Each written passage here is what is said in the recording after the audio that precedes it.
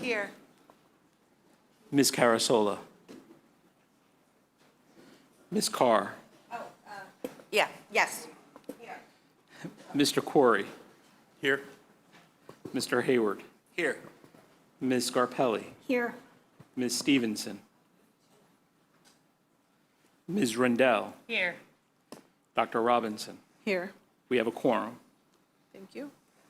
All right. Ms. Calvez, are you able to lead us through the flag salute, please? I pledge allegiance to the flag of the United States of America and to the republic for which it stands, one nation, under God, indivisible, with liberty and justice for all. All right. Good evening, everyone. Adequate notice of meeting. In accordance with PL 1975, Chapter 231, notice of tonight's meeting was mailed to the Record and the Ridgewood News on January 9th, 2024. Notice of this meeting was also mailed to the Borough Clerk and was posted on the bulletin board of the Board of Education office in the Administration Building on the same date. I'll take the pleasure of reading our mission statement today. The Glen Rock School District, founded on principles of education, in partnership with a supportive community, provides an exceptional education to all students to cultivate resilient, responsible, and engaged global citizens. All right. I would like to get a motion, actually, to go into closed session. All right. Motion accepted by Ms. Rendell, and I need a second. All right, Ed Hayward, seconded. All right, so a little bit unusual, and I recognize everyone's presence here, but at 7:02 here, we're going to go into closed session. We're not taking any votes behind closed doors. It's just to discuss a personnel matter that we have to discuss, and then it'll be about 15 minutes, and then we'll come back into our public session. All right? All right. Yeah, okay.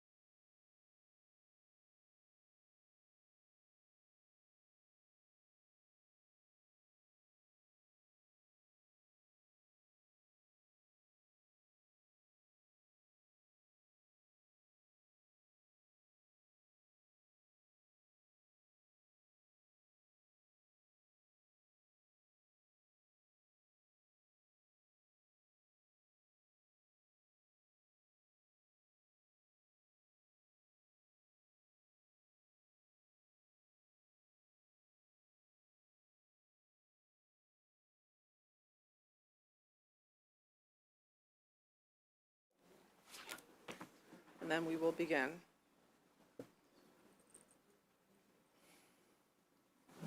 Everyone- Dr. Robinson, we need a motion to go back into public. Yes. Can I have a motion, please, to go back into public session? All right, Mr. Hayward, seconded by Mr. Corey. All right, no Vote, student council, I'm sorry? all in favor? All in favor? Aye. All right, none opposed. Dr. Trustin, are we able to have our NJSLA testing presentation, please? Yes, we are ready for the presentation, which is what I'm sure you're all here. Can I talk about Blue before we do? Before we get to the presentation, though, I just want to mention, since we have a good audience here, that we did send out press releases today earlier, but Alexander Hamilton Elementary has been honored as a National Blue Ribbon School by the U.S. Department of Education. Yes, very well said. Only 356 schools in the nation were given that award this year. Only 9 in New Jersey were eligible. I'm not sure what the other 8 were, but we're really proud of all of the work that the teachers and the students and the community of Hamilton have done. And I just wanted to say that out loud because there's so many people here, and that's an awesome thing. All right, so we are about to start with the NJSLA data presentation. This is a required presentation. It is lengthy. I apologize for those of you who are not here for this, but that is what we have to start with. It's a state requirement that we present this data to the public every year, and we will move through it as quickly as we can. I have some supervisors here to walk through the subject matter, but I'll get started first. So first of all, for those of you who are new to this, what it is, why we're doing it. We have to, according to state, we have to report the data within 60 days of receiving it. On some of the slides, you'll see some data missing because we can't report on subgroups of students that are fewer than 10 for privacy reasons. So you'll see some of that. And then we have to present the participation rate also, so how many kids actually took the test. So real quickly, first of all, what was tested last year? English Language Arts is tested, grades 3 through 9. Math is tested in grades 3 through 8. Also Algebra 1, Geometry, and Algebra 2. Algebra, in the high school, it's only 9th grade, though, for the math. So any data that you see does not include sophomores, juniors, seniors. And then we also test science in grades 5, 8, and 11, and WIDA, which is the Access for Ls for English as a second language, and DLM for some other students, and Ms. Lubrana will talk about what that is. Last year at this presentation, we were talking about the math scores, and we were very happy to see the Algebra 1 scores going up, and I said, hopefully this year I will tell you that the geometry scores have gone up, and you will find out, spoiler alert later on, they did, and we're very proud of the work that has been happening, especially at the middle school math, which you'll see in a bit when Ms. Della Fortuna comes up. Want to just kind of refresh your memory, the board, of who these kids are that we're testing and in their relation. So last year's third graders, I'll put this slide up here so you can kind of recognize where they came from. They were in kindergarten during that hybrid year of instruction. So last year's sixth graders were in the 4th grade. So if you think about kind of where the learning losses happened during COVID, just keeping that in mind. It's still a few years out, but it's probably affecting some of our learners. As I said, we have to test participation, report participation rates. We are a district where 99–100% of our students take all of the tests, so it's nothing that we're concerned about here. And you can see the same for mathematics and the same for science, all 100% in science. We're doing great there. The last thing that I'll talk about briefly is how we're going to be talking, the supervisors, about percentage of students who did well on the test, and percentages of students in math and ELA that met or exceeded expectations. There are 5 levels. We like levels 4 and 5. And in science, there are only 4 levels. I'm not sure why the state decided it that way. Those are called proficient or advanced proficient. So when they come up and say 89% of students, blah, blah, blah, blah, blah, it means they're in that kind of red box up top, which is what we're looking for, meeting expectations or proficient. And first up to talk about the language arts scores is our supervisor of language arts, K through 12, which is Ms. Sherry Craples.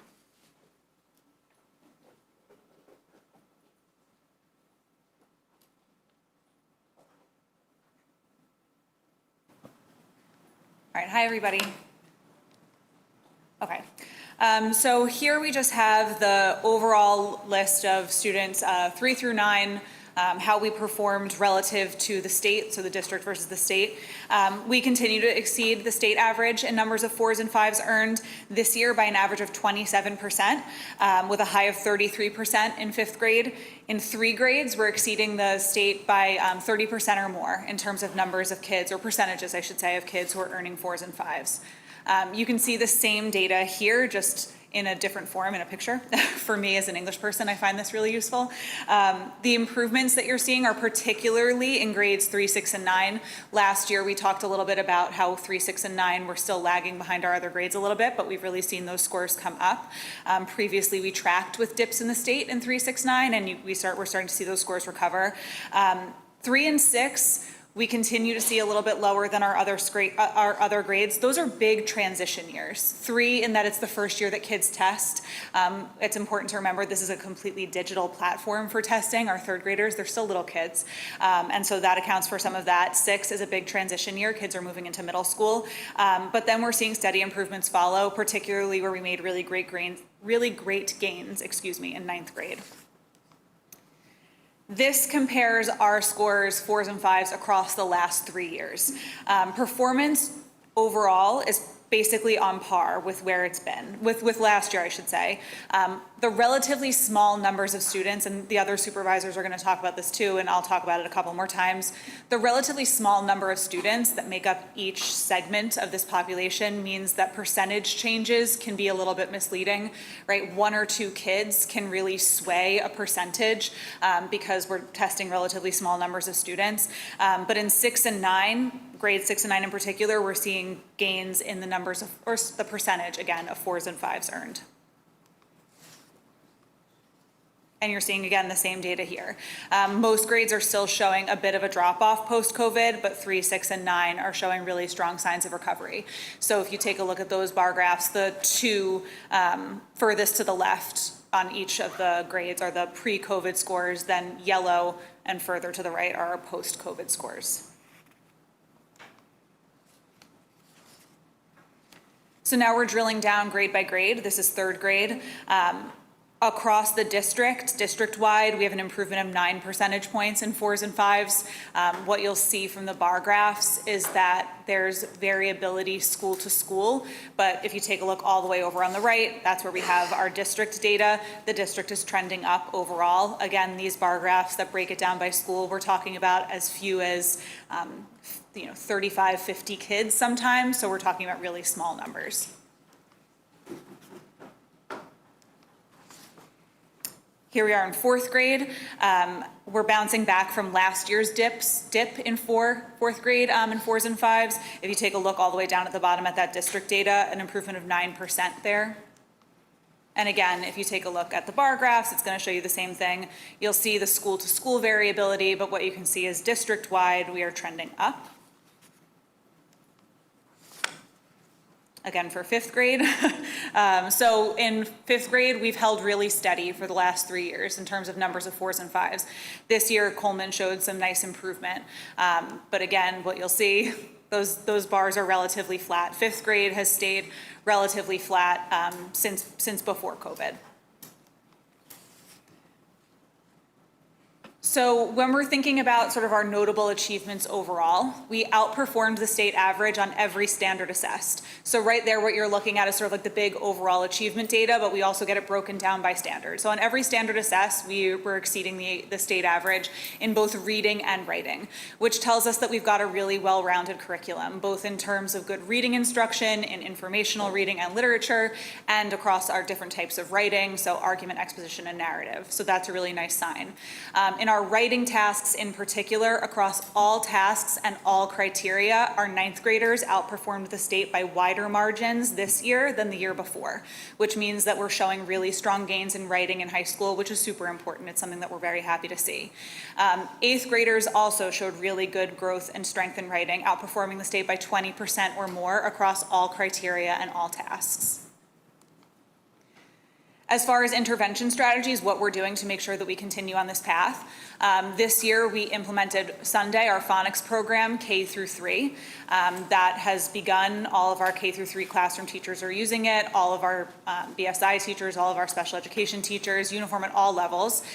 This year, we'll be piloting programs for 4th and 5th grade. So we will be piloting Sunday for 4th and 5th grade, and we'll be choosing a second program to pilot just to make sure that we've got a good fit for grades 4 and 5. There's also been the implementation of the intervention period in all elementary classrooms. So this means that we're coordinating efforts between building principals and intervention coaches to make sure that we're supporting kids in all their academics. In the elementary schools, the basic skills intervention program is currently offered and is continuing to be offered. And then we're enhancing our MTSS practices district-wide to make sure that we're really reaching kids where they are and getting them everything that they need. I'm going to turn it over to my colleague, Ms. Della Fortuna, who's going to talk about math. Thank you.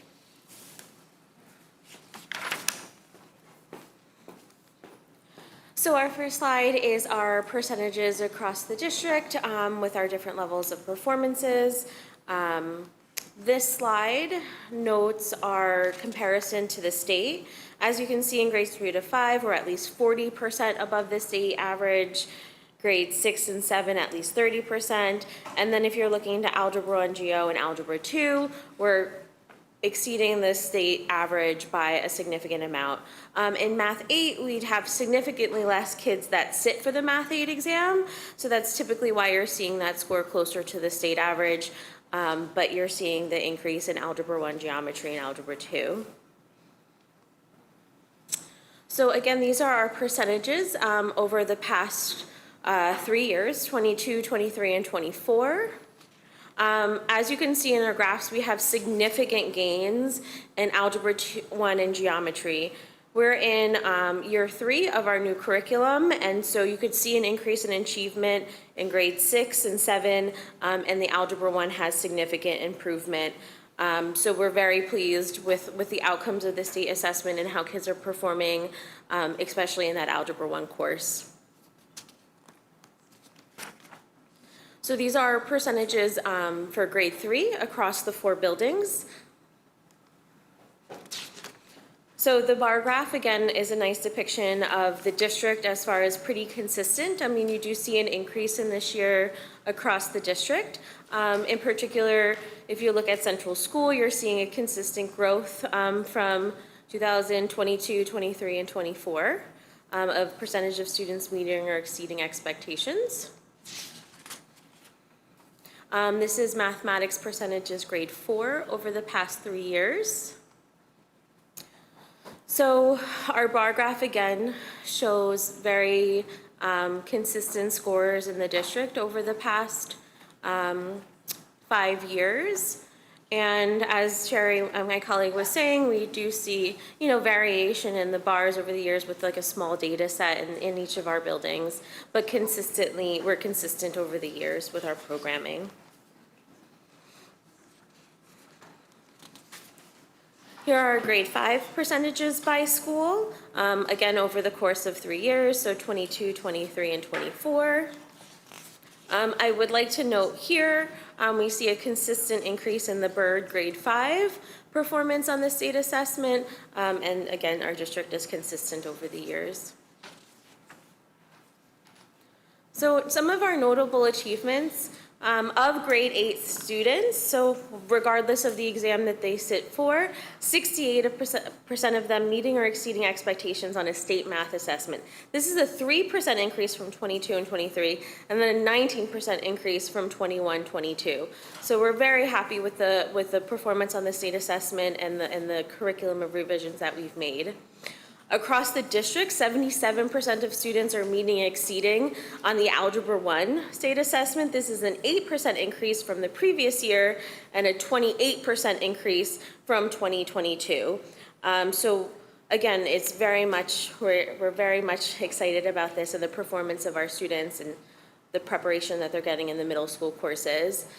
Similar to English and ELA, we do look at the standards assessed. And we get a breakdown of each standard and how they're performing on that. And our students are exceeding the state average of percent correct on all standards assessed. Our intervention strategies. So in the middle school and high school, we've been continuing to implement the updated curriculum and assessments in mathematics from grade 6 all the way through Algebra 2. And that's aligning to our instructional standards, our content standards, and our mathematical practices. In elementary, we do have the basic skills intervention program that's being offered. And as Sherry was mentioning, we have the intervention period in all elementary school classrooms. And that's a coordinated effort between the building, principal, and the intervention coach. So that is cross-disciplinary, and the supervisors are also in supportive of those efforts, and that is leading to our enhanced MTSS practices district-wide. I'm now going to turn it over to Jackie. Before she starts, I want to just say, we've had a lot of concerns about middle school math curriculum. We've done a lot to support the math teachers in the curriculum, and it's really great to see some of these scores showing that positive trend that we're looking for. Later on, you're going to be approving additional PD for high school math, same kind of thing. This MTSS practices district-wide continue to do this. So we're really proud of the work that Michelle's team has done, and we look to see more of that. And I'm going to introduce to the board for her first board meeting, Ms. Jacqueline Katz, who is our new science supervisor who started this summer. So welcome, Jacqueline. Thank you. Hello. I'm very happy to be here. It's nice to meet everybody. But I'm going to talk a little bit about Glen Rock Science. So like in the other subjects, we test in 5th, 8th, and 11th grade. This table is just showing the percentages in Glen Rock compared to the state levels. And this graph shows really nicely how at each grade level, Glen Rock exceeds the state by almost double, which is very nice to see this sort of science priority happening throughout Glen Rock. So this table is showing us how the percentages have changed from 2022, 2023, and 2024. So we can see it a little bit better in this graph at grade 5, 8, and 11. Things have been pretty stable since 2019, actually, at all the grade levels. And we've seen no real dip after COVID, which is nice because we're not climbing back out of that. Next table is showing us a little bit more detailed data at the elementary level. And again, what we'll see is that throughout the district, there's been great stability at the elementary level with more variability at each of the individual schools due to sample size. But we have seen a pretty consistent showing, which aligns nicely with the implementation of the Inspire curriculum, which has been hanging on through most of this time period. So a few things of note are that for all the grade levels, more than 70% of our students are proficient or advanced proficient, specifically in the scientific skills, such as investigating, sense-making, and critiquing, which is really promising because it's those skills that are going to lead to a more depth or more deep content understanding in all the disciplines of science. And something that kind of supports this is the idea that we saw an 8% increase in the earth and space science content amongst 8th graders, which is really exciting because oftentimes that earth and space science is some of the forgotten science. So it's really great to see that a focus of that in the middle school is showing and helping to deepen our students' understanding.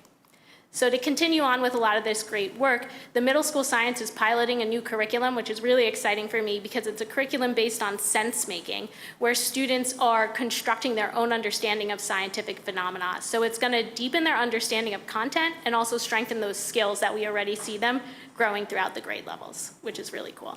And the elementary teachers are going to continue to work with this Inspire curriculum and this idea of inquiry skills, which is going to hopefully build now through the middle school and upwards into the high school. So we're excited about these new innovations, along with a lot of the innovations happening in ELA and math are only going to help support science even further because it's a nice interdisciplinary content area, which we love. So I'm going to pass it over to Miss Victoria Lubrano. Quick question? Am I allowed? Too late. I'm doing it. Sorry, I'm sorry. We're not taking comments at this point. We have to continue the presentation. No, and there will be a moment for public comment after this, according to the agenda, and you can feel free to voice your comments at that time. Thank you. Okay, so what you're seeing on this slide is the breakdown of subgroup achievement for language arts. I do want to remind everyone that subgroups that are not reported are due to student privacy. There's less than 10 students in each subgroup when they're not reported. And what you're seeing here is, as we look at the scores from 3rd to 9th, you're seeing that there's less variability between the subgroups as we move closer to the 9th grade scores. Here are the subgroup scores for math. And I just want to draw everyone's attention back to that Math 8 group again. That is a relatively small population of our student body, which is why you're seeing the scores represented the way that they are. And again, here are the subgroup scores for science. So some of the interventions that we are working on for our subgroups is we are continuing our targeted professional development, and that is specific to student needs in our population. So we are providing opportunities in co-teaching, responsive teaching, and the teaching of diverse learners to address the needs of our subgroups. We are continuing to collaborate between our special education and our general education departments, our teachers. We focus on instructional strategies, our combined resources and materials. We really pay attention to the alignment between the different levels of service in all of our grades, but especially in our middle school, high school, in our collaborative and resource and general education classes. We continue to analyze our data specific to student groups at all grade levels. And with that data, what we do is we review and update any individualized programming and support for specific students where applicable. And as has already been mentioned, we are continuing our district-wide work surrounding both MTSS and responsive teaching. So that includes the introduction of the intervention period in our elementary schools. That period is designed to provide data-driven targeted instruction for students. So that period is designed for all students to get exactly what they need specific to what the teachers are seeing in the classroom. We have instituted our building-based coaches who are helping to facilitate that intervention period at each elementary school. And we are instituting collaborative walkthroughs with our supervisors and principals to, again, really hone in on those specific needs. So we also administer to our multilingual learners the WIDA test, which is the Access Suite. That is a suite of assessments, and it is directly aligned to the WIDA framework, which is the accepted standards for our ESL program. It is administered to students in grades K through 12, and it measures English language proficiency. The assessment covers 4 domains: reading, writing, listening, and speaking, and those are the 4 domains that are associated with language development. The exit criteria for that assessment is a 4.5 overall score. So scores can fluctuate between those 4 domains, but the overall average score is a 4.5 or higher. Students are eligible to exit our program. And this year we had 12% of our students meet that criteria and exit our program. We also administer the DLM, or the Dynamic Learning Maps, and that is an alternate assessment to test progress for our students in English language arts, math, and science. For students with different types of significant cognitive disabilities. So we do administer that assessment in district, but because of the sample size, there's no data to display or analyze. So that wraps up our presentation. As I've said before, it's a required part of the presentation for our district, for our QSAC scores and all of those kinds of things. If the board has any questions for me, I can try and answer them, or we can get back to you on that. Are there any questions from the board members at this time?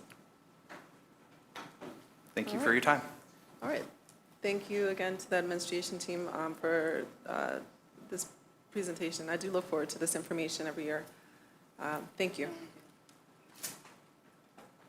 All right. Being no additional items, I would like to open up public comments for agenda items only at 7:58 p.m. Please state your name, your address, and you have 3 minutes.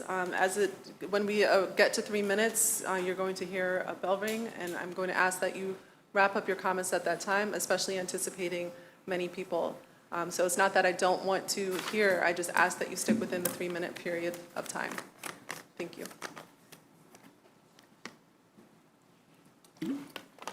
Good evening, Orly Goldfeld, 72 Delmar Avenue.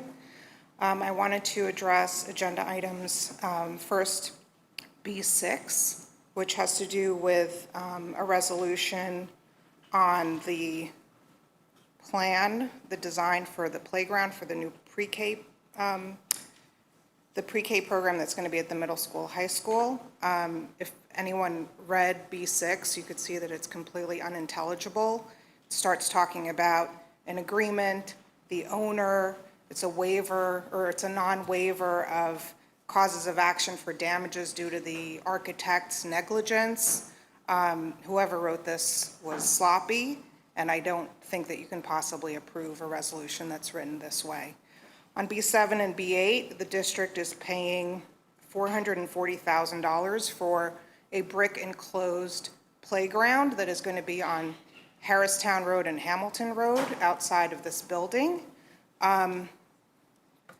This is going to be for preschoolers ages 3 and 4. They're going to be subjected to be enclosed in a brick structure with no fixed playground equipment, which is not developmentally appropriate for children who have disabilities.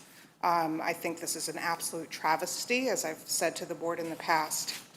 Finally, I'd like to comment on P19, specifically Dr. Charleston's trip to the Metropolitan Museum on October 14th that the district is paying $200 for. I'd really like to know what professional development and training Dr. Charleston is getting on a day when school districts are closed in New York City for sure. This school district is closed because it's Rosh Hashanah. I'd love to know what organization is putting on professional development for school administrators when Jewish school administrators would not attend due to holiday observance. Thank you.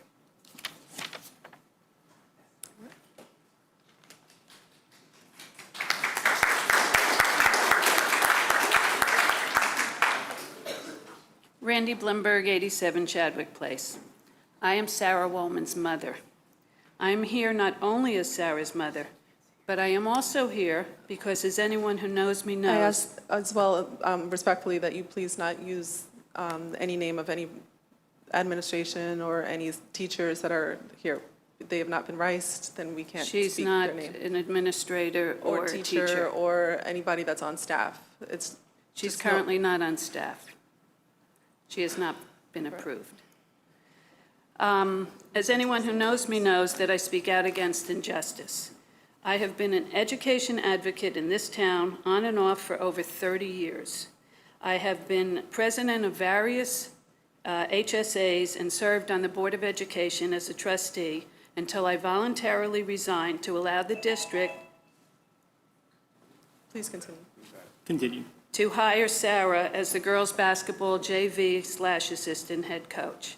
Fact, Sarah is highly regarded, admired, and respected as a coach by well over 100 players, parents, and other coaches for over 10 years. I know this because former, as well as current, players and parents go out of their way to praise her, both as a coach and as a mentor.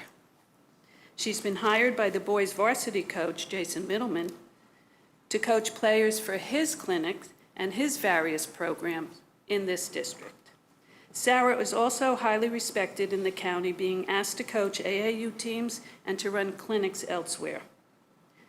For so many years, Sarah has been dedicated to coaching Glen Rock girls from the middle school travel program to teach them the plays and help develop their schools for later play in the high school program.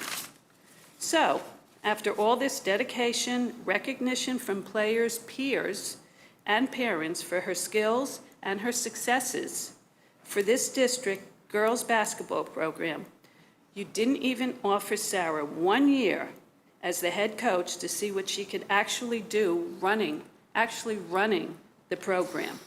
Why? I would like to know why. What kind of example are you modeling for the students in your charge? It appears obvious that Frank Violante had no interest in promoting, the athletic director had no interest in promoting Sarah to the head coach opening. Who was even on the search committee? Sarah only interviewed by the AD and the principal, and this was Friday, this past Friday, 3 days ago at 3:30, when it appears the decision was already made, as the AD moved the interview from Thursday, offering her an interview for either Friday or today. He suggested she come in today to interview for a job that probably was already offered to another person. This says a lot about the lack of real consideration as well as lack of respect for Sarah as a candidate. And by the way, the AD finally informed her after 2 p.m., long after she had to find out from it being on the agenda. Another slap in the face and disrespectful move by your AD, by our AD. What kind of administration are you to be that you're so unethical? You can do the right thing and postpone the vote and give Sarah Wallman the consideration she has earned from the 14 years she's been coaching here. Or you could do the easy thing and not postpone. I urge you to postpone and do your due diligence. It's the right thing, it's the fair thing, it's the ethical thing.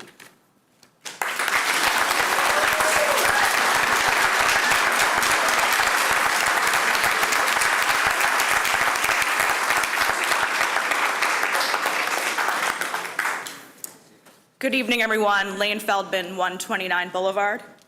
I am a graduate of Glen Rock High School, class of 2006. I live here in town, and I'm an employment litigation attorney. I'm currently coaching the girls' varsity basketball team in their fall league. I'm also a coach in the Glen Rock Youth Basketball League, though I do not speak on their behalf.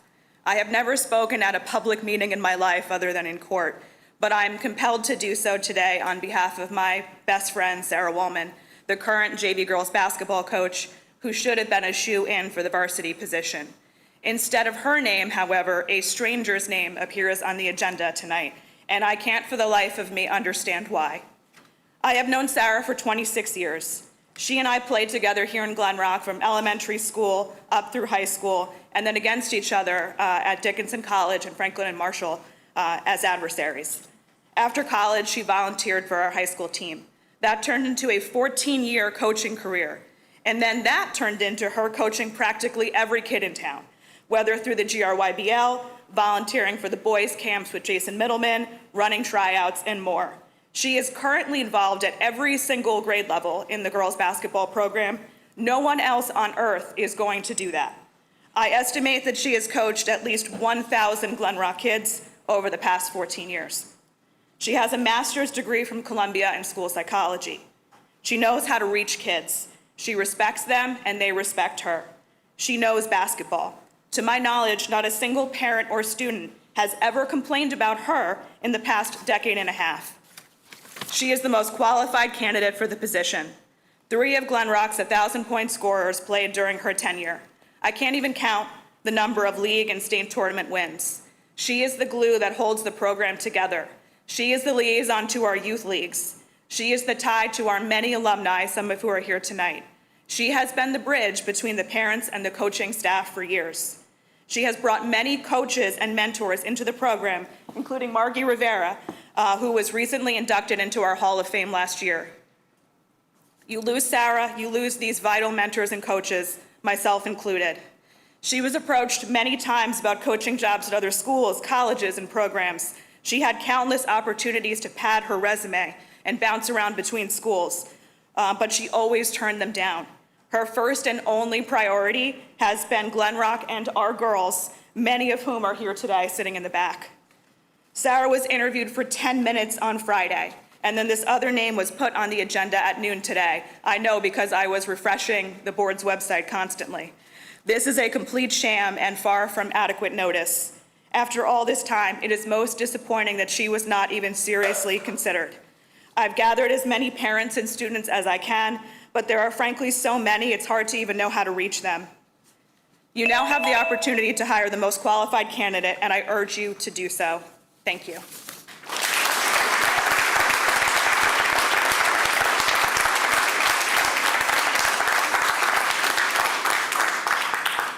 Hi, Margie Rivera, 47 Amherst Court. I will start by sharing the letter of recommendation that I wrote to the athletic director on August 30th when I had spoken to Sarah that she was going to apply for the position. To whom it may concern, I was recently made aware of the vacancy of the girls' basketball head varsity coach position. I wanted to write and share my support for Coach Sarah Woolman. As someone who has been heavily involved in the Glen Rock basketball community at the youth and high school level, I have seen firsthand Coach Woolman's dedication to this program and these players. There is no one more prepared, equipped, or better suited for this job than Sarah. Over the last 15 years, I have been coached by Sarah as a player, mentored as a coach, and sat alongside her as an assistant coach. During my playing days back in 2011 and 2012, Coach Woolman, an unpaid volunteer assistant, would stay late at practice with me to get up extra shots and give me pointers. Her love for the game inspired me and wanted me to get better. Coach Woolman also inspired me to become a coach here in Glen Rock. I've been coaching in the GRYBL for the last 7 years and as an unpaid volunteer assistant for the high school program for the last 2. Coach Woolman is who inspired me to get involved in coaching in the first place. And she would go out of her way to attend my practices when I was in the GRYBL. First had no idea what I was doing. She had no reason to come to my practices other than she wanted me to succeed and she wanted the girls to have a great experience. And she wanted to help me manage the load, and she inspired me to continue to get involved in high school as well. And as one of her assistants, I've witnessed her go above and beyond. I've witnessed her technical expertise. For any basketball heads in the room, Sarah is an X's and O's junkie. When I have problems with plays or different things, Sarah is the person I call up. We exchange videos, texts. She is a student of the game who is consistently trying to better herself with this. And I've never seen her once waver from Glen Rock. So for now, between Sarah's playing days from when she was in high school, from her volunteer assistant days from the GRYBL back to this, for over 20 years now, she has been dedicated to this program, to Glen Rock, and has never, ever, ever wavered in that. She has technical expertise, love and passion for the game, love and passion for the kids and for them to succeed. And there's no one better to lead this program and who has more experience. So I hope you all take that into consideration. And that is what I shared with the athletic director. So thank you.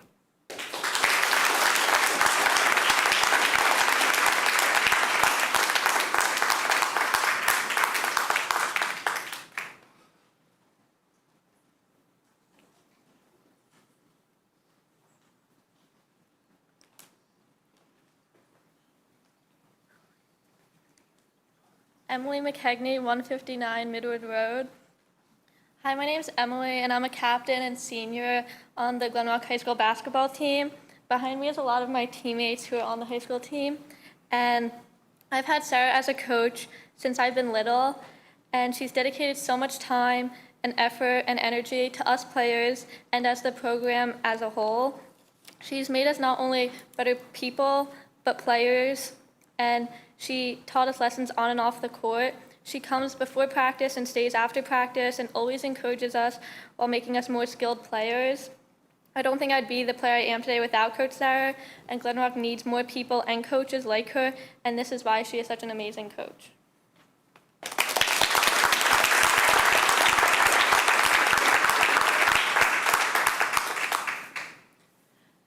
Hi everyone, my name is Anna Heiss. I live on 47 Wellesley Road.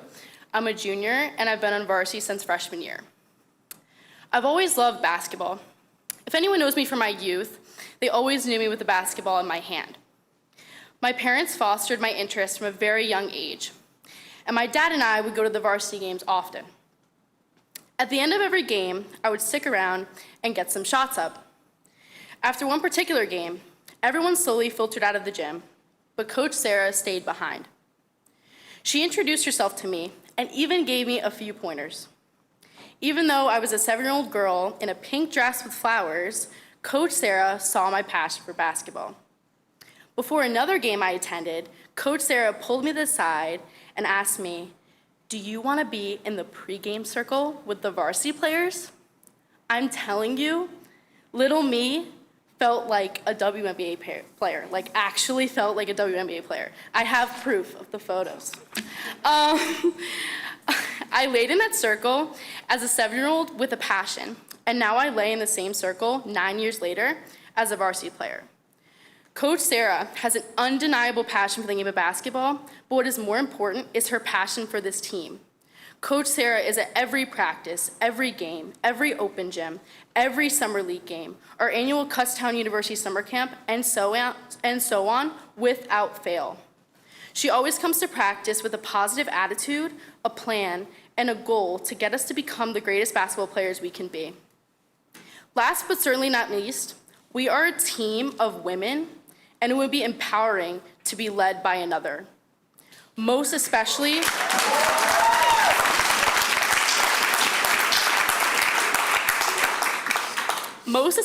Coach Sarah, because she has played at Glen Rock. She has coached and mentored us throughout our youth, and she's been a coach of this program for 14 years. I really appreciate your time and consideration. Thank you so much.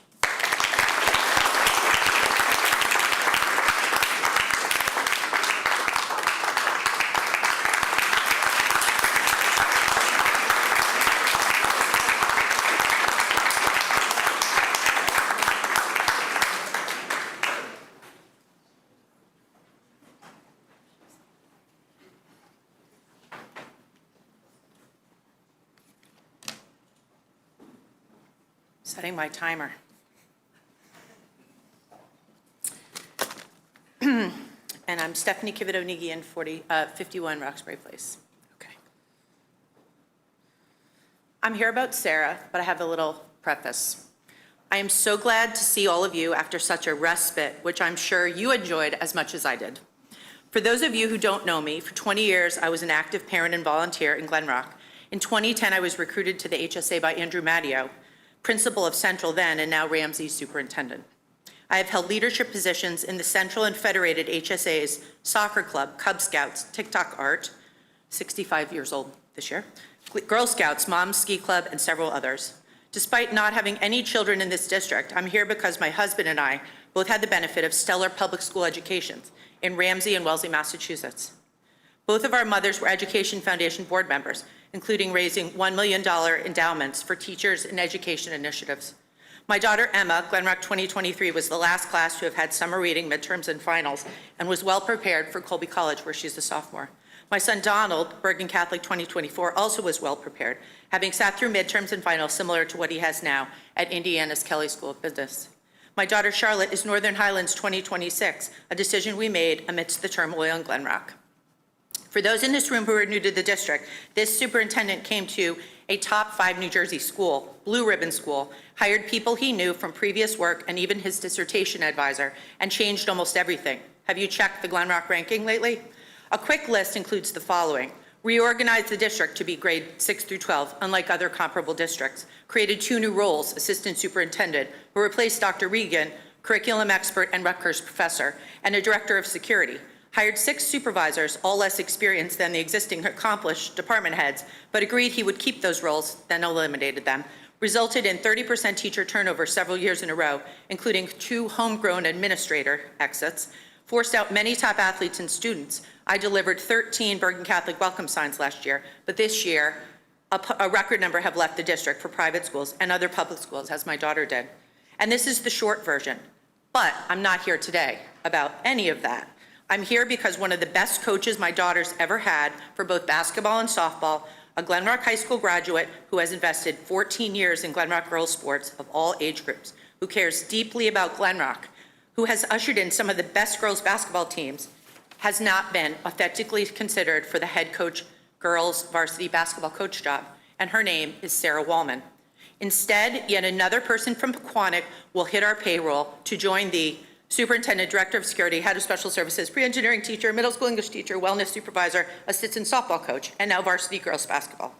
If you live in Glen Rock, please pay attention. Please vote wisely this election to stop the downturn so Glen Rock can regain its standard of excellence, its culture of loyalty, not mercenaries, and its connection with the community. Thank you.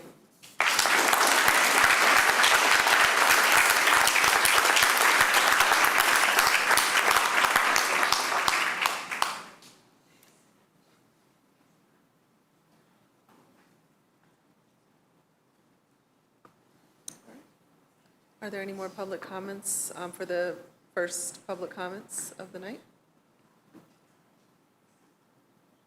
Okay. Barring no additional comments from the community, we will close our first public comment session. Oh, okay.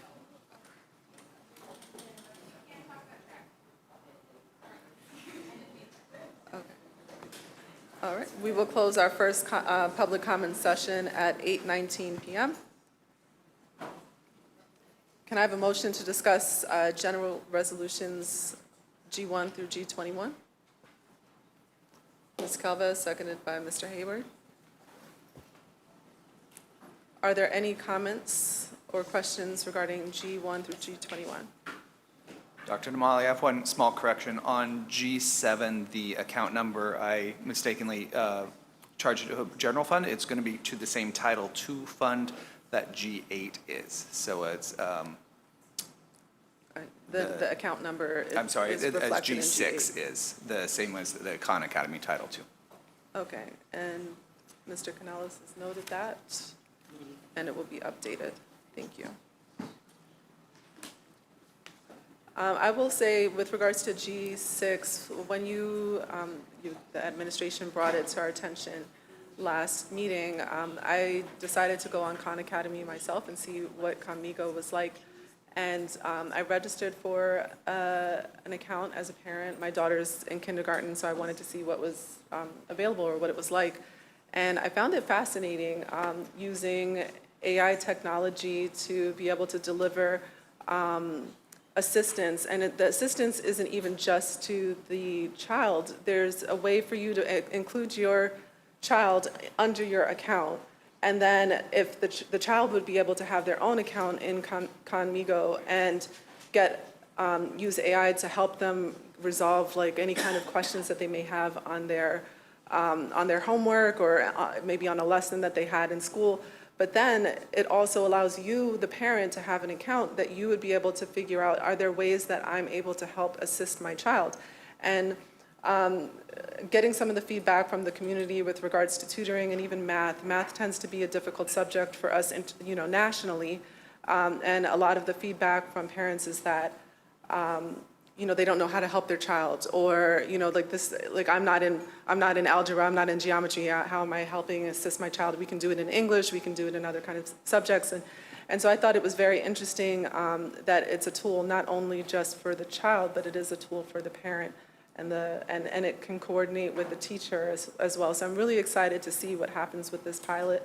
And I can encourage, anybody can really sign up for this in addition, to the pilot that's being run, for you to see what is offered. So thank you very much for bringing that to our attention, and I look forward to the future.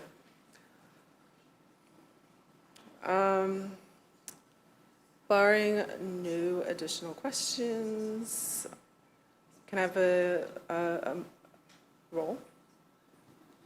Ms. Calves. Yes. Ms. Carr. Yes. Mr. Corey. Yes. Mr. Hayward. Yes. Ms. Scarpelli. Yes. Yes. Ms. Rendell. Yes. Dr. Robinson. Yes, Motion passes. thank you. Can I have a motion to discuss B1 through B10?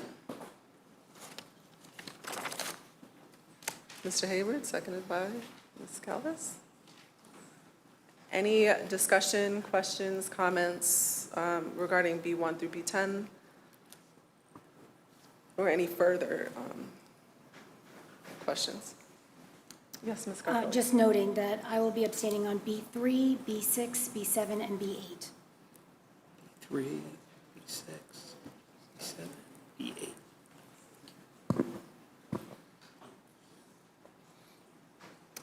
Ms. Carr? I will be abstaining on B6, 7, and 8 as well. Noted. Barring no additional comments, can you please call roll? Ms. Calves. Yes. Ms. Carr. Yes, except as noted. Mr. Corey. Yes. Mr. Hayward. Yes. Ms. Scarpelli. Yes, except as noted. Ms. Rendell. Yes. Dr. Robinson. Yes. Motion passes. All right. Can I have a motion to discuss items P1 through P20? Ms. Rundell, seconded by Ms. Calves.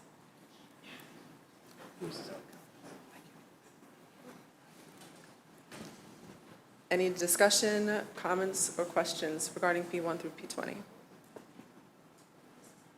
Ms. Scarpelli? So I came into this meeting wanting to make a motion to table P20. I don't know if I'll have any support from my board members since we went into closed session, and I believe board members discussed it, but I did leave that meeting for reasons that my board members know why I left. So I would like to make a motion to table it. I don't know if anyone will support that. All right, we have a second, noted. Are you able to call roll, Mr. Canellis?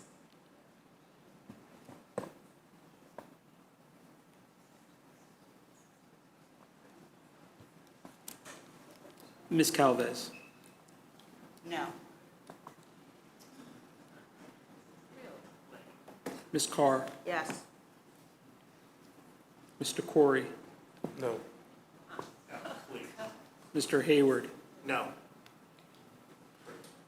Ms. Scarpelli, Yes. Ms. Rindell, No. Dr. Robinson. No. 5 noes. Motion carries. Motion does not carry, sorry. Thank you. Yes, Ms. Scarpelli? So before we call the roll to vote, I would like to indicate that I will be voting no on P20. While I left the meeting early for closed session, I don't think anything that was discussed there would have changed my mind. I still don't understand, after hearing from the players and the parents and also fellow coaches, how we can overlook a candidate that has proven herself to our district for many years. She's committed herself to our girls. I'm really flabbergasted why we would not promote a woman to coach our women's basketball team.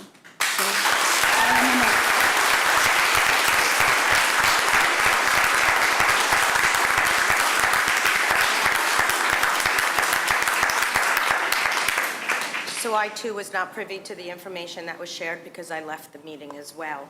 And I echo everything that Sharon Scarpelli has said. It's disheartening to me that she wasn't given the opportunity.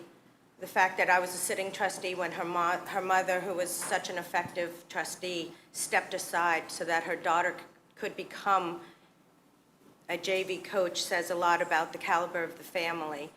And to disregard 14 years that one person has given to this district disappoints me. For that reason, I will be voting no on P20, and I'll also be abstaining on everything else.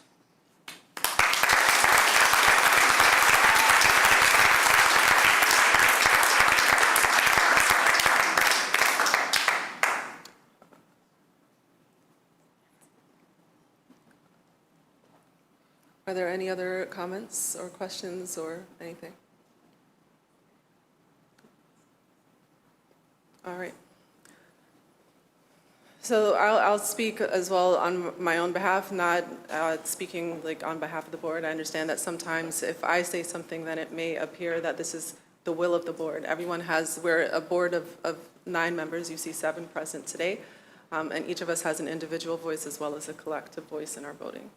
While we appreciate the passion that the town brings for every decision, and we discuss this in everything that we do, sometimes we end up making decisions or, we individually make votes and you may not agree, and that sometimes means that there are other things that you either are or aren't privy to.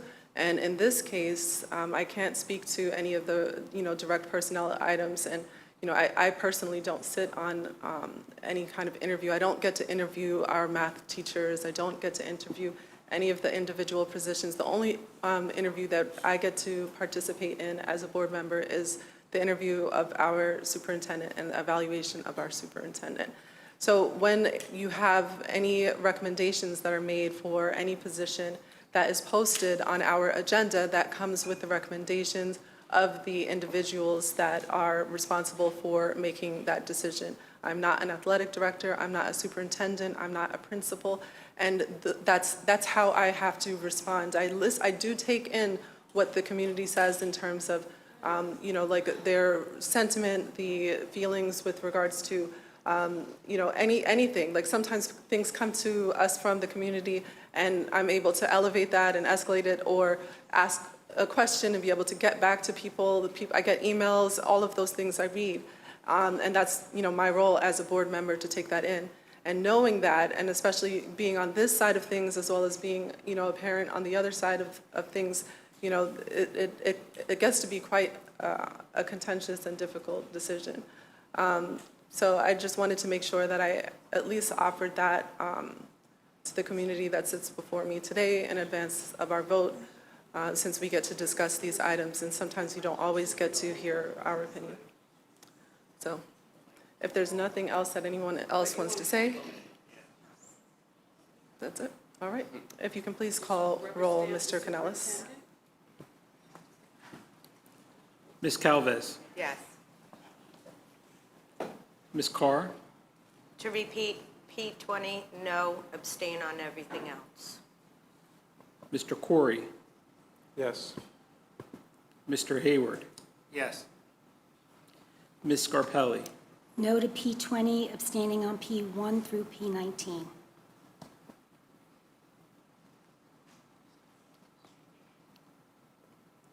Ms. Rendell, Yes. Dr. Robinson. Yes. Motion passes.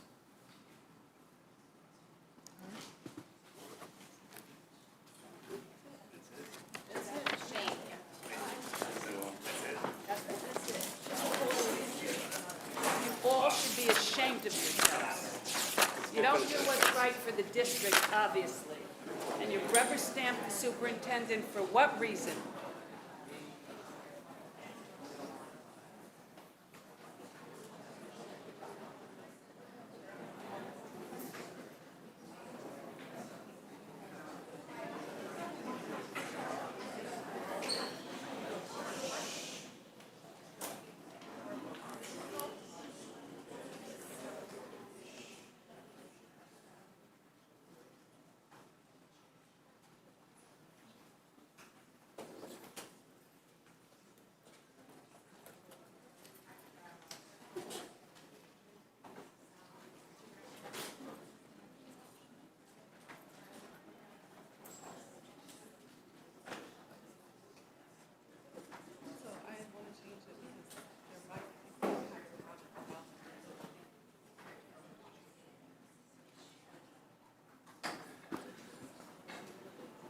All right.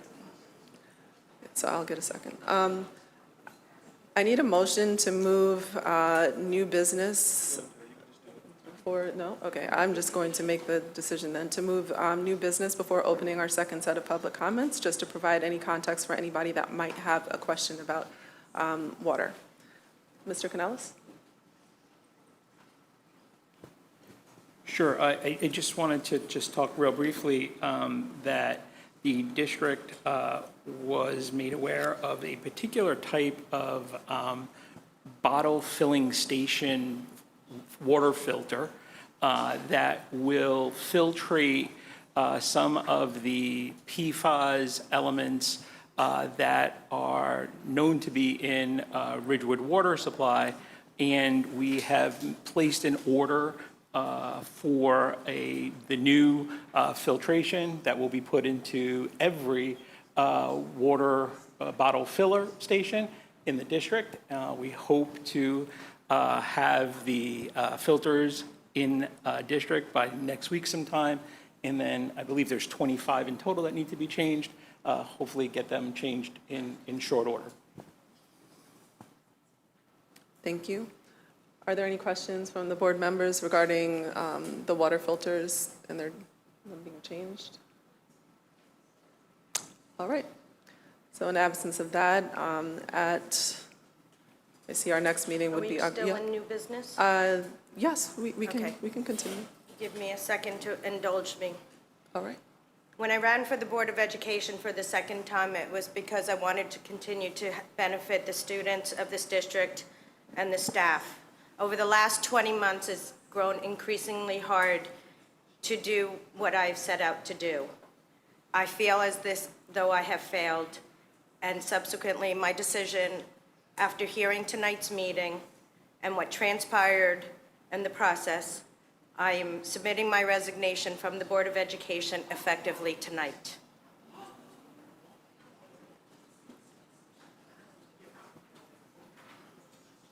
All right.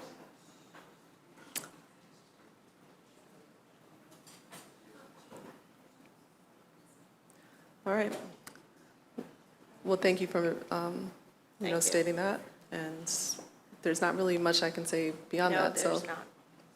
That's It's it. become increasingly hard to do your job when you're misinformed and uninformed, and you cannot make correct decisions when there is a lack of trust. And that's how I feel on September 23rd, 2024. The work that I've done for the students and the staff in this district since 2006, I feel I can no longer do, and I'm sorry. I want to thank everybody who voted for me. It's been an honor and a pleasure, and my door is still going to be open, and my phone is still going to be answered. All right. Thank you.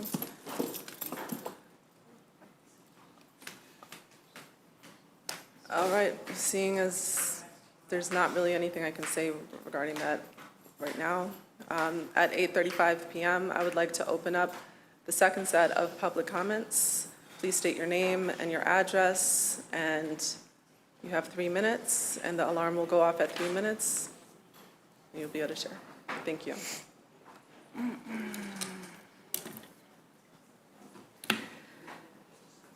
Colleen Manley, 70 Ridge Road. I really struggled with deciding what points to make during my 3 minutes. That is one of the reasons I have written so many emails to you with various pieces of information about the winter track situation. I want you to understand what a great program it is with great coaches who work really hard to manage a very large program with a lot of complexity. As a cross-country and track parent for the last 4 years, it was shocking to see both the head and assistant winter track coaching positions posted as opening during the second week of school. 2 years ago, there was a similar controversy, and at that time, I did all of the research on coaching stipends that I recently replicated and shared with you. All of it from your own agendas and other public sources. I also spoke on this topic at BOE meetings several times in 2022. I find the analysis to have many concerning points, and I'm going to get back to track, but what I raised back then, and is still a pattern now, you should go and look at the coaching positions that are filled for girls' teams over time, and the gender of the head coaches over time. There's a pattern of behavior, and you may not say that you are the hiring person, but there is a pattern of behavior and hiring in this district that is being ignored. And I don't know at what level it gets corrected, but it's clearly going on. And that basketball discussion was the best example I've ever seen. But at this time, I am focused on a single question. Why is it that winter track only has one head coaching position with 2 assistants, whereas cross country has 1 boys head coach and 1 girls head coach, and spring track has 1 boys head coach and girls head coach, plus 3 or 4 assistants? For one of the coaches, that means she is compensated much higher for cross country and spring track than for winter track. She's done it for a few years, and this year she said she would not accept the assistant coach position. She knows she does the job of a head coach and is being compensated for an assistant coaching scope of work. She's standing up for herself. I have no issue with that. What I don't understand is how the people in charge of the sports program and coaching staffing let this happen. It's clear there's flexibility in staffing that adjusts year to year based on the judgment of the athletic director. Winter and spring track are great programs that touch more than 15% of the high school population in a given year. In every season, boys and girls are in different events and trained separately. Winter track had more than 80 kids last year, and spring track more than 120. There are so many events, short distances, long distances, hurdles, relays, field events, such as pole vault, long jump, triple jump, high jump, and throwing events, and everyone is welcome. So you're coaching newbies, JV, and varsity at the same time, and then organizing them all for meets. And if you haven't gone to a winter or spring track meet, I encourage you to do so. You're just gonna need 4 to 8 hours to go. The other thing I love about these programs is at the end of the season, everyone is celebrated for their improvements. Sure, plenty of kids get titles and awards, but everyone is celebrated for how they improved that season and their personal bests and how they contribute to the team. So you have these great programs that offer tons of kids the opportunity to develop athletically, mentally, and socially, and great coaching teams, and this is where we end up. And so that is why, and so many other people have written to you, because it matters. I don't know if this can be fixed. Certainly not impressed with the way you're acting, but I will not let this happen in the shadows. I think it's important that people understand the size of this loss. Thank you.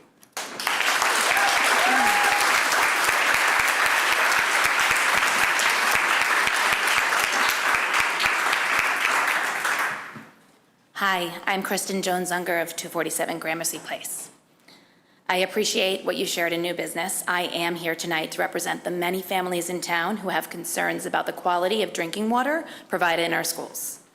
When I became the HSA treasurer at Hamilton 2 years ago, I began regularly hearing concerns from family about the water that kids were getting served at school.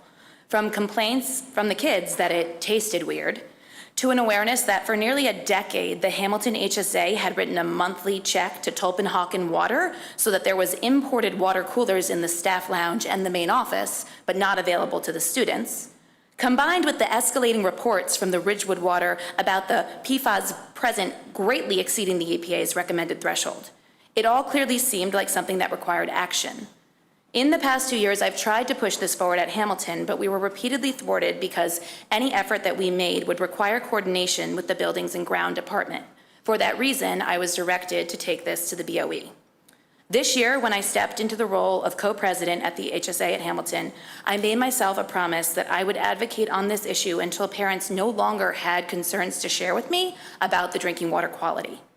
Parents deeply care about this. Many of us have reverse osmosis systems installed in our homes, and we would like the same for our schools. 97% of the 424 individuals from our community who responded to a survey on this topic indicated that only an RO system would ameliorate their concerns about their children drinking school water on a daily basis. The filters we currently have are not good enough, and I'm glad to hear that you agree. The better filters would be an improvement over these existing filters. Parents want to know the level of PFAS in the water before deciding whether or not it is safe for their children to drink from these filling stations. At the very least, we implore you to not only change the filter type, as you have indicated you plan to do, but also test the water post-filtration so that the community can truly understand whether or not it is safe for students to consume. Cost should not dictate whether or not this is possible, because to care about our students is to care about their health, and to take all required actions to protect their still developing bodies. Thank you for listening to the community's wishes on this important matter. If you're earnest in your intent to do right by our kids, you will test the water post-filtration after these new filters are installed so that we can know if any further action is required. Thank you.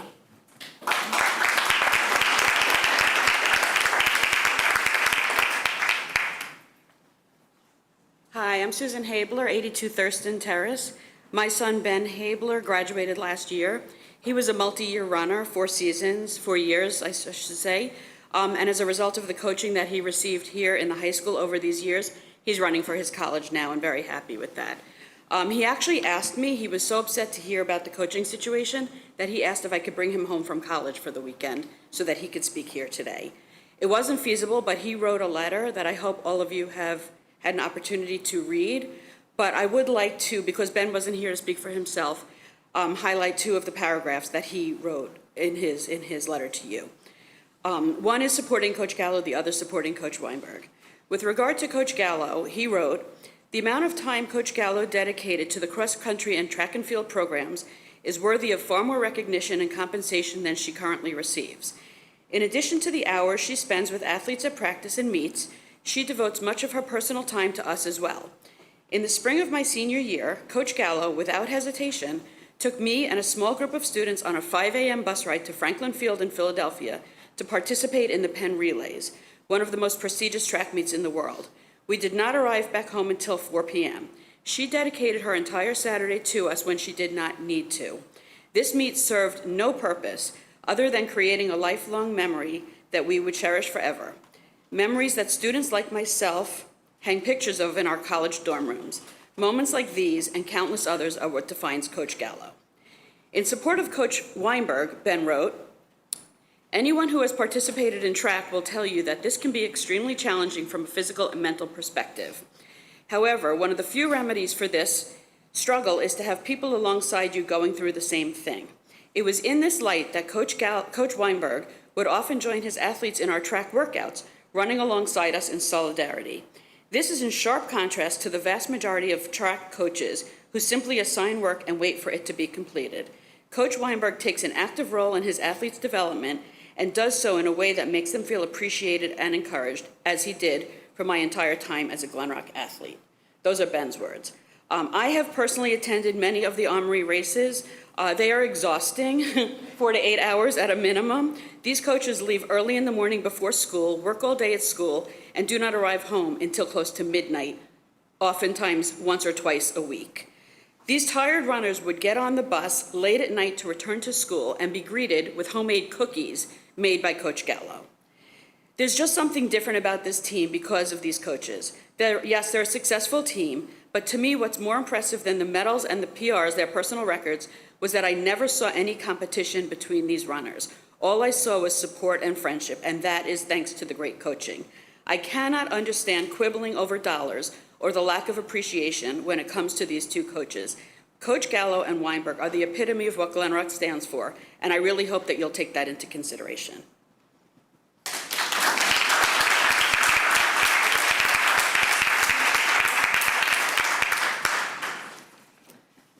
Hi, my name is Sandy Uzon, mother of Hayden and Evan, 217 Gaynor Place. Evan is currently a sophomore. Last season, he was freshman Bergen County champion for both shot put and discus. He is the NJIC Colonial Division champion as a freshman, and number 2 freshman in shot put for the state.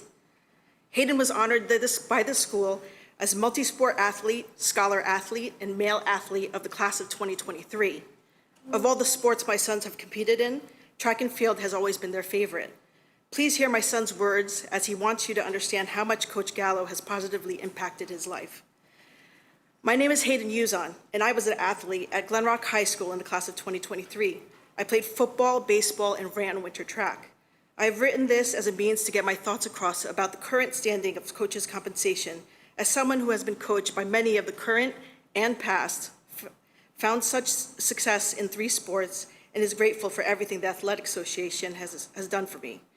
My goal in writing this is to illustrate the impact that a coach can have on an athlete without speaking on the quantitative measurements for success, such as wins, trophies, and college commitments, of which track is historically not short in. Most of all, I would like to define the success as a coach from the standpoint of an athlete. My first time I had met any of the coaches of a winter track team, it had been a Wednesday, a few weeks before the start of the season. The bell rung 20 minutes prior, and I was on the track with a friend already on the team who was helping me get ready for the upcoming season. It was cold and dry, and I could see one of the coaches approaching her car. She looked at the track, stopped, then put her things down and walked toward us. The first thing she said to us was that we needed to put on more layers because it was too cold to be wearing just a t-shirt. Then, after talking a bit, she said she heard that I was fast and was excited to see me run. This was the first time I met Coach Gallo, a Wednesday afternoon, weeks before the start of the season. Every coach who has ever coached me would tell you that I was a quiet, reserved athlete, someone who would do their job, help the team, and cause no trouble. And for the most part, this was entirely true. I would go to practice, go through the motions, speak to no one, and go home, day in and day out, coming back only because I was good at a sport, because I could help the team win, not necessarily because I wanted to be there. Some coaches saw this as a chance to mold me into something I was not, force growth and change, to create an athlete that was more aligned with their values, someone who was loud, obsessed, authoritative, and not me, all in an effort to help win games. Others left me alone, let me play the sport I signed up for, so long as we helped them win. When there were signs that I was burning out, they would call me out in front of the whole team and emphasize my importance towards the team's success. It wasn't about me, it was about the team. The growth meant helping the team, nothing else. Needless to say, these approaches didn't work. These coaches had a job to do, and it was to win games. That was their priority. I harbor no hate towards these approaches anymore because it's in the past. But when it's all said and done, none of the coaches really knew me, and none of them saw me change. Because if you asked her, she would tell you that I was outgoing, talkative, and overly confident person. She would tell you that I was a troublemaker with a lust for baked goods and team dinners, that would smile and laugh during practice. She would probably tell you that I was too much, but she knows the real me, the me that my parents know, my brother and best friends know, the me that I wished I could be at all times, the me the other coaches would never get to know, and quite frankly, made me try to hide. I wasn't like that on that Wednesday when we first met, or after my first race, but slowly, I learned that it was okay to be myself. She showed me that the consequence or reason for my bad performance wasn't because of some flaw in my character, Ma'am, that I had the appreciate ability what to you're improve saying. on my If own you're able terms, to which I did. please wrap up She your made it comments. clear that being myself was a good thing and more important than winning a race. In my eyes, this is the epitome of priority of coaching and allowing the aiding of a person's personal growth, and no one who I have ever coached under has done a better job than Coach Gallo. To her, I wasn't anything more than an athlete. I was a person. That is why she's the only coach who is still in my life, the only one who has continued to do her job now, even when she no longer has to. That's why I'm writing this in the first place, because she's the most valuable coach I've ever had, and I'm one of hundreds of athletes she's coached who feels the same way. And for her not to be valued by the school and board frustrates and confuses me. So if none of this amounts to anything, I would like to publicly thank Coach Gallo for everything she has done and continues to do for me and the hundreds of other athletes she has coached at Glen Rock High School. You allowed me to grow, and I will forever be grateful for that. You far exceeded that job description. Thank you.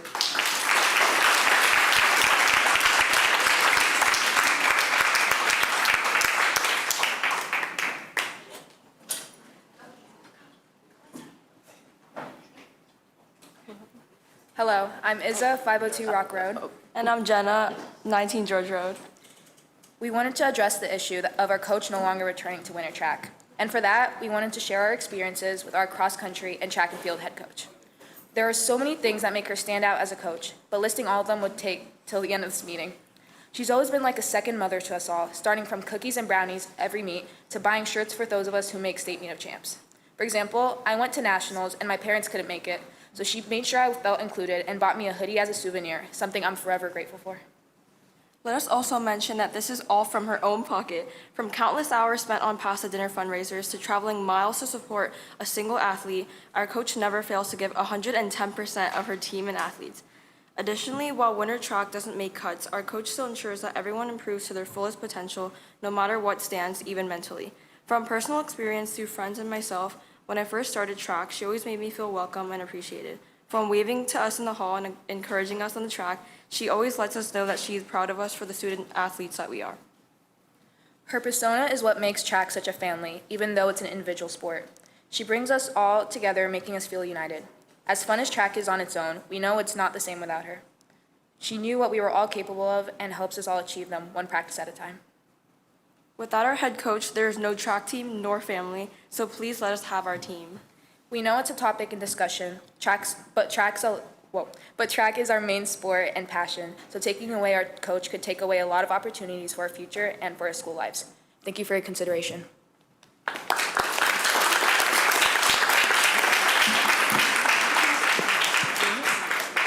Hi, I'm Devin Smith, senior and team captain of the cross-country winter and spring track teams.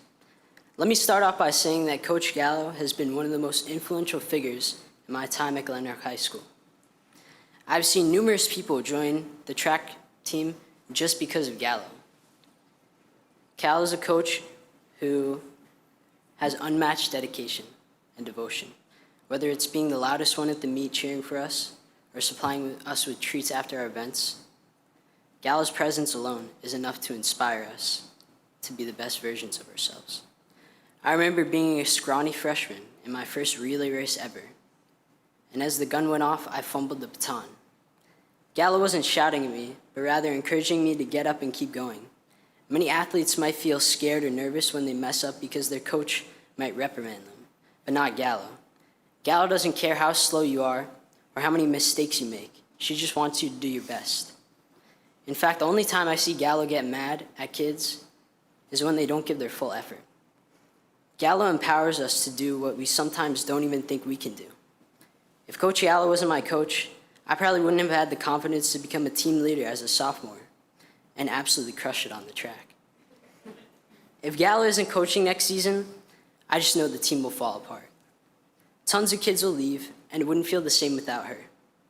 I'm sorry, but if you think Coach Gallo is just another paycheck, an average coach, or a placeholder, you're wrong. Just ask any of the people here.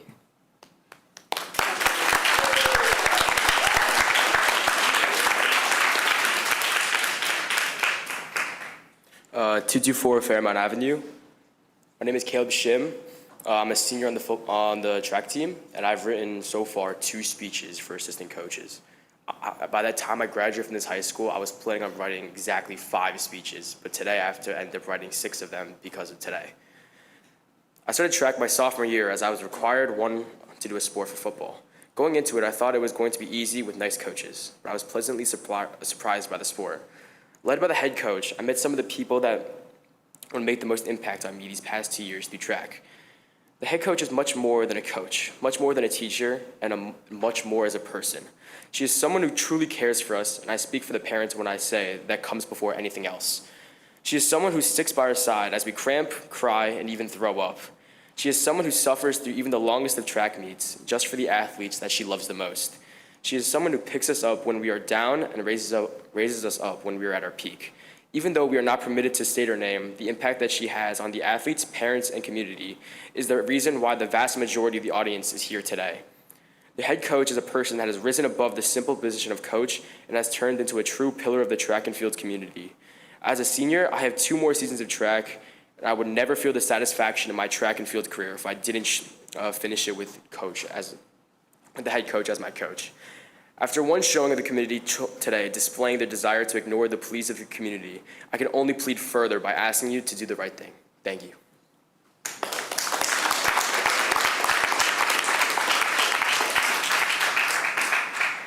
Hi, I'm Mia Corcoran, 7 Waldron Ave, and I'm a junior.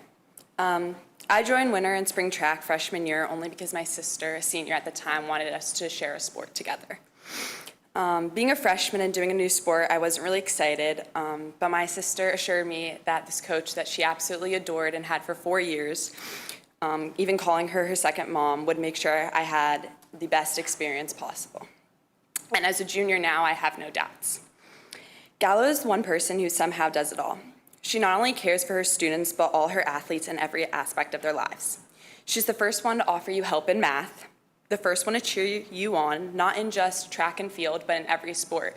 As you can see here, we have multi-sport athletes. I play soccer, boys play football, cross country, and she tries to come to everything and ask us how we're all doing. She's also the first to help someone who's hurt and the first teacher to ask if you're okay. An example of this was a simple gesture today. She saw me upset, and without hesitation, she came to me and gave me a hug. For 1 minute, I had comfort. She didn't have to say anything, but it was enough. And that's who she is. She genuinely cares beyond school or sport. She genuinely just cares about you. And there's not many people in this school that I can say the same about. Lastly, I just want to point out that winter track does not have a boys head coach and a girls head coach. We have over 80 athletes, and that teacher ratio wouldn't be the same in a classroom. I would like you to imagine that. 80 students with 1 or 2 coaches. It's pretty wild, and it's a lot to manage. Winter track meets take place in New York City in the Armory, a building spanning one entire city block for over 5 hours.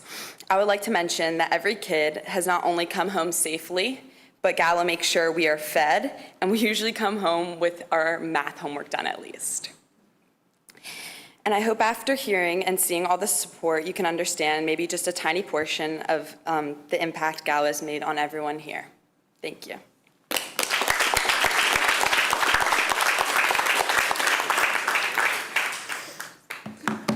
My name is Casper Majewski, Van Allen, or 66 Van Allen Road. I'm a sophomore. I just wanted to say a few quick words about Coach Gallo and her influence throughout my track and cross country career. I wanted to say that I think that she is one of the best people and coaches that I've ever met. She's helped me grow as a person and athlete throughout the season, and she was one of the main coaches that helped me find the motivation to work hard and become a better athlete. If it wasn't for her, I think that I would have never fallen in love with the sport of running and become the person I am.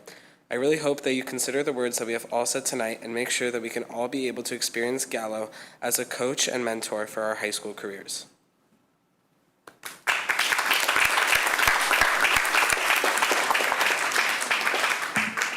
Hi, I'm Allie Mattis, and I live at 80 Rutland Road.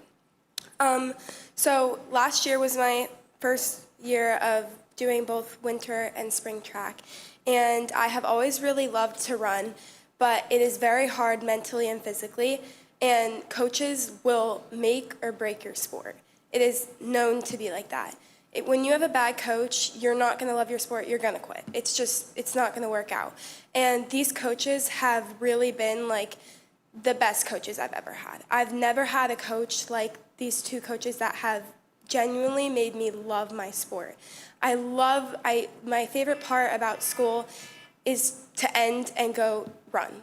Genuinely, I know running is super challenging for a lot of people, but they make me love my sport and everything about it, both during track and like during school. They're super encouraging. They'll say hi in the halls. They're two coaches who I would talk to at any point about anything. And I just wanted to share that they're genuinely the best coaches I've ever had. So.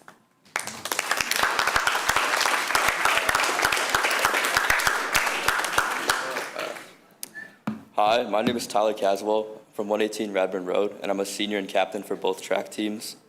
One defining aspect about Coach Gallo is that she encourages us to do things that we don't have the strength to do ourselves. When I was a freshman in winter track, no one expected me to be great, not even myself. Starting out, I didn't have much self-confidence in the sport of track and field, as I didn't think I could compete at the level that I set out to achieve. However, Coach Gallo saw something in me that I couldn't yet see in myself.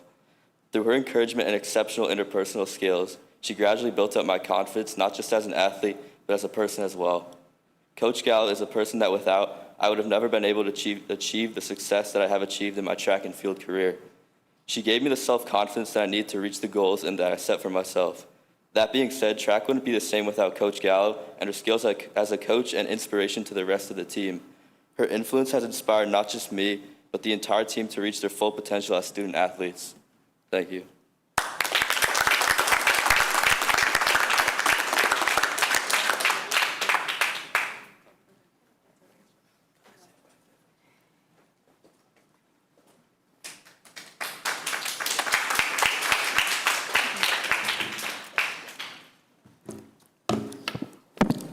Hi, how are you? Rosanna Rickerfort, 363 Dunham Place.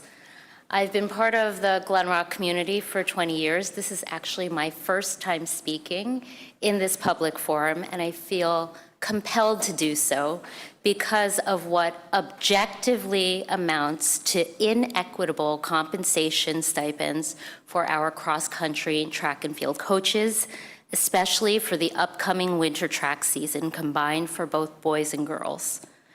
These coaches are here for our student athletes for practices, training 80+ athletes 5 times a week, preparing for weekly meets that can go over 8 hours long, sometimes for 2 days, sacrificing so much of their personal life and their own expenses to create meaningful experiences for our kids. And look at what they created.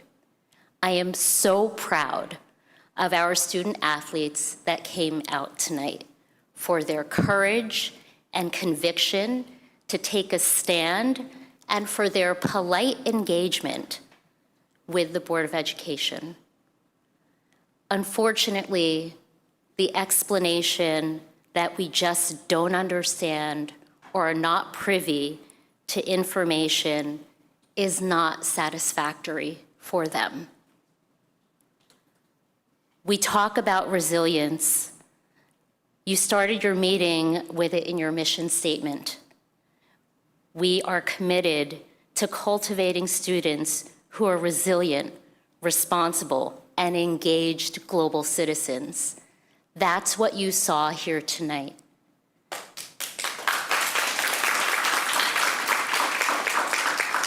I've witnessed firsthand the impact, the profound impact that Weinberg and Gallo, that coaching partnership, has had on their student athletes. My daughter was also a reluctant, small-framed individual who never thought of herself as athletic. Through her track coach's training and positive reinforcement, she was able to develop her skills. And with Gallo believing in her, she harnessed her physical and her mental strength, not only to overcome adversities of multiple injuries and performance anxiety, but to thrive and excel in competition. She excelled outside of the field as well. And she wrote about these experiences in her college essay. And she attributes her time on the cross-country and track and field teams as giving her the confidence and inner strength to go for her goals. Even now, 4 years after graduating Glen Rock High School, she draws upon the lessons that she learned on the track and the resilience she cultivated while being part of their team. She is a success story for the Glen Rock School District and has become one of those resilient, responsible, and engaged global citizens. The same, I think, can be said about my son, Devin, but now that impact is at risk. Please.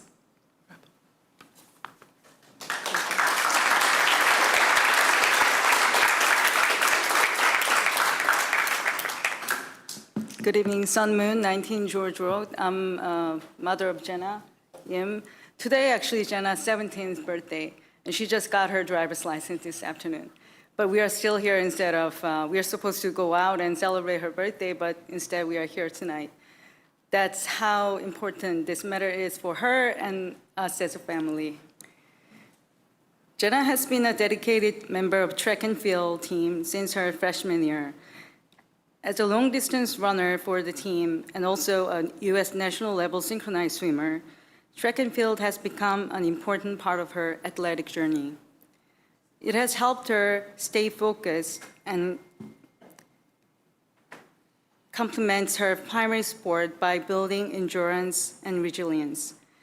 Overall, it has had a tremendously positive impact on her, both physically and mentally. Moreover, being part of the track and field team has given Jenna a strong sense of belonging and school spirit. The bonds she had formed with her teammates and coaches had been invaluable, reinforcing the importance of teamwork and community. And none of these would have been possible without the amazing coaches. Over the years, Jenna and my family had been deeply impressed by all the coaches. Their dedication to the team, the coaching style, her philosophy in school sports. I truly learned that school sports has to be in this kind of form, inclusive, not exclusive. Everybody is welcomed and embraced. This is what I truly felt from under the leadership of Coach Gallo. She constantly bringing positive energy, offers cheerful encouragement, and truly cares for each individual athlete on the team. At the end of the year, every year, the coaches go the extra mile by personally recognizing each athlete, sharing their achievements, personal best records, and future goals for the next season. It's something really special, and it makes the students feel valued and appreciated. Losing such a positive influence in our school community would be deeply disappointing, especially if it's due to inadequate compensation. The impact the track and field coaches have on young athletes is immeasurable, and their absences would be significant loss to the school, the students, and whole community. We sincerely hope this issue can be resolved, ensuring that our team and student athletes continue to benefit from their incredible leadership. Thank you.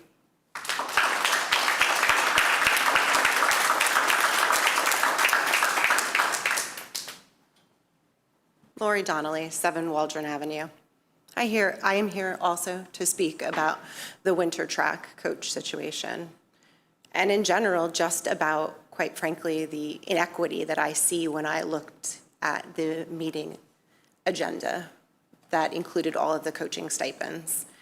You are right. There are probably lots of things that go into this. I'm well aware there's negotiations, there's things behind the scene, and lots of people put in lots of effort. But there's just numbers sitting in front of us, and we really just don't understand. I don't understand.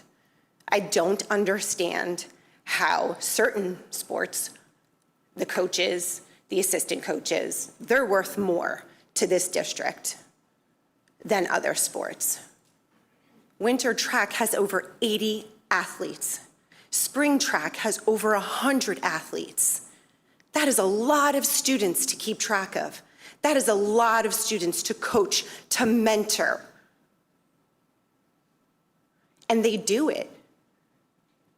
They do it for a lot less than football coaches and soccer coaches and basketball coaches, who, by the way, don't have to manage all of those students.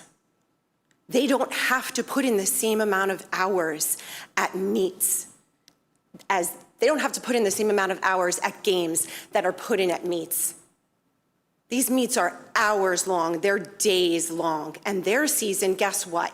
Because if they have one or two athletes, and by the way, you've got national athletes over there, you've got children that have been recognized nationally for their athleticism in track and field.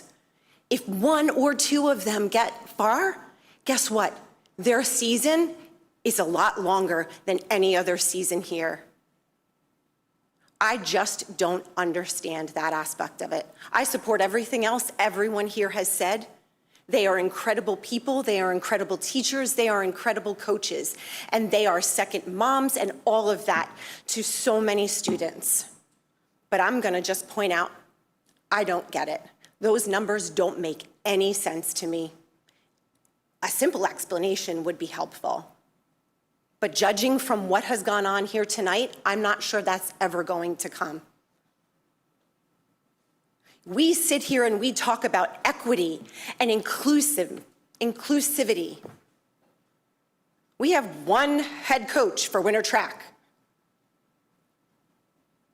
Boys team, girls team, everybody gets one head coach. Why is that the one coach? It doesn't seem to ring about what this district claims they're about.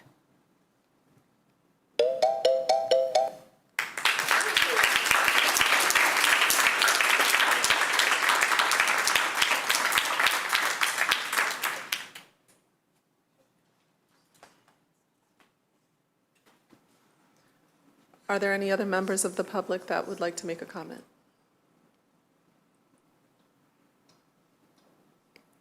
Okay, seeing no additional public comments, I would like to close our second session for public comments at 9:12 p.m.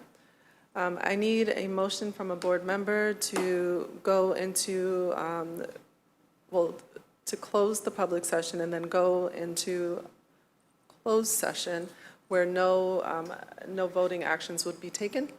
So I just need a motion. Mr. Hayward, seconded by Ms. Calves. All right, all those in favor? Okay. All right, so we are going to close our public session at 9:12 p.m. We'll go into closed session, and then we will adjourn for this evening. All those in favor?